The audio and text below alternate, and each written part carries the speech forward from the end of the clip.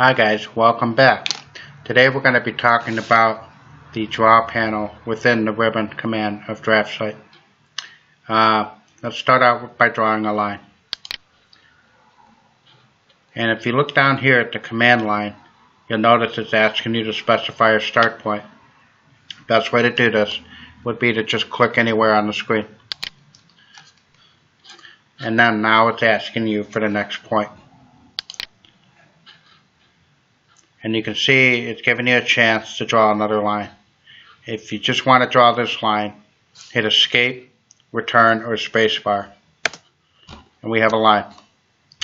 Now let's say if you wanted to draw a line that's perfectly horizontal.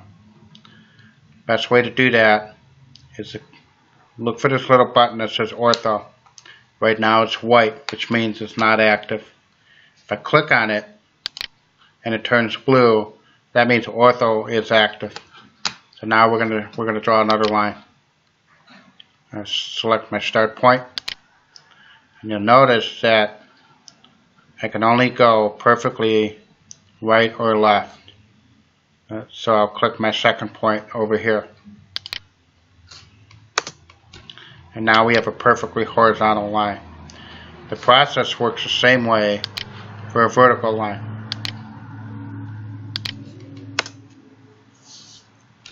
So now I'll just turn this guy off. Now let's say if I wanted to draw a line and I wanted it connected to this line here. Well, that's kind of difficult to make sure it's perfectly connected. So if we turn this button on here that says eSnap and it turns blue, that means it's active. So now I'm going to select the end of this line. You'll notice that the cursor is actually drawn to the end of the line. When you see your cursor snap on to the end of the line, that's when you'll click with your mouse and then select your next point. Now these two lines here are perfectly connected. Now if I click on this down arrow here, you have a few different options. This is one of my favorites here, an infinite line. And then you just click anywhere, and now you have the ability to draw a line that goes to infinity in both directions. And I could just simply click here. This line here is going to infinity in both directions. It never ends. You can zoom out all you want. You're never going to see the end of the line. I'm going to go ahead and delete this line. I'm going to do that by clicking on the line, and then you'll see that it turns that dash with blue. I'm going to go over here and click on this eraser. The line is now gone. Now let's move over to the polyline. There's different polylines that you can choose from. A polyline is a series of lines that are connected to each other, so that when you draw them, no matter how many sides you have, you're actually dealing with one continuous line. And I'll give you an example. I'm going to click rectangle here. It's asking me for a starting point. I'm going to click over here, and then I'm going to click on my second point. I now have a polyline. Now we could have drawn this rectangle using the line command.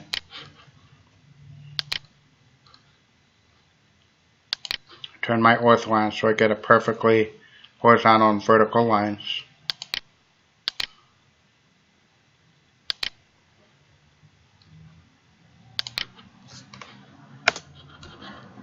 So, what's the difference between this box here and this one over here? Well, if I click anywhere on this polyline, you'll notice that the whole thing's lighting up. That's because all the sides of the shape are interconnected. If I go over here, if I click anywhere on this box, I'm only selecting one line. So you have a four-sided shape here with four individual lines because they were drawn individually. By the way, when you selected something by clicking on it and you've decided that you don't want to do anything with it, just hit escape.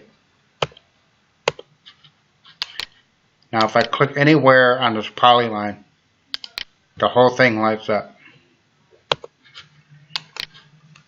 Now there are different types of polylines. There's rectangles, polygons. There's a few options here. This is the cool one here, and you really have to watch the command line. So I'm going to click on polygon. It's asking me for a number of sides. I'm going to go with 8. Now it's asking me for a center point. Now click anywhere. Specify a distance option, corner or side. I'm going to type in side.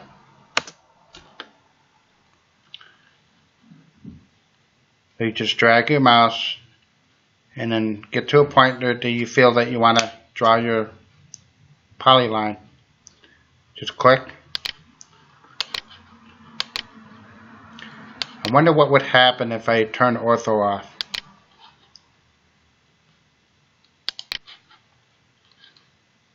Remember, check here. Number of sides, 8. Hit return. Now I'm going to specify the center point. I'm going to select S for side.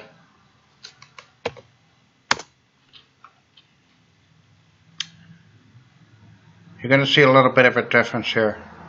Notice I'm able to rotate this thing. I'll just randomly click. See the difference between the two? The big difference is when I created this one, I had ortho turned on. When I created this one, ortho was turned off.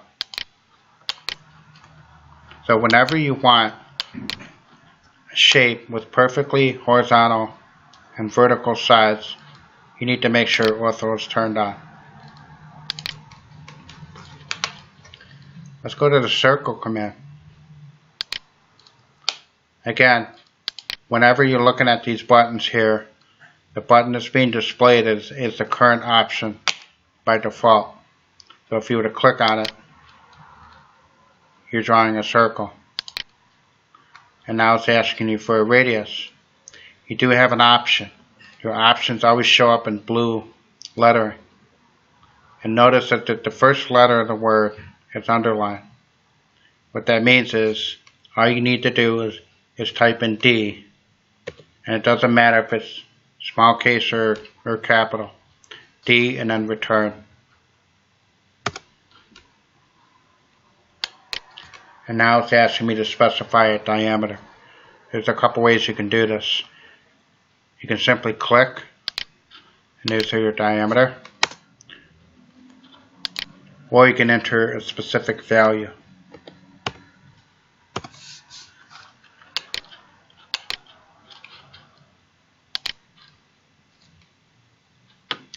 Feel free to play around with these other options. It's just different ways of drawing a circle. This one here will draw an arc. Remember to follow the instruction. This is the easiest arc to make. It's actually otherwise known as a 3-point arc because you're specifying an end, a center, and the other end. That's the easiest arc to make. By clicking on this arrow, it gives you a whole bunch of other options. This thing here, it's kind of like a circle, but it's an ellipse. The difference between a circle and an ellipse is in a circle, all the points are equidistant to the center. An ellipse, there's an enormous number of values involved. It's completely variable.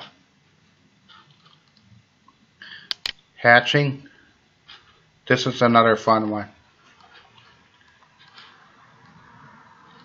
To do a hatch, you just follow the instruction. The best way to do it is to specify entities. Just click on the button and follow the instruction. I'm going to click on this ellipse here and hit return. When you're done, the main thing to remember is to click on OK. And you've just completed a hatch.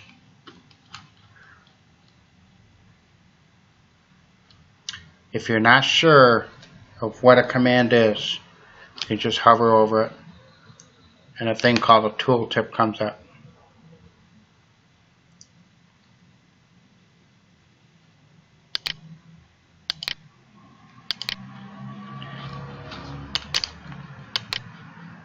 So for your assignment for this week is to do a random doodle. I want you to create many different shapes and just do it free form. You'll be given a handout which shows my email address, and I would like you to email your doodles. Also in the handout, there's going to be a link to get to my YouTube channel so you can watch this video over and over again as many times as you like. Thanks for watching, and I'll be seeing you next week.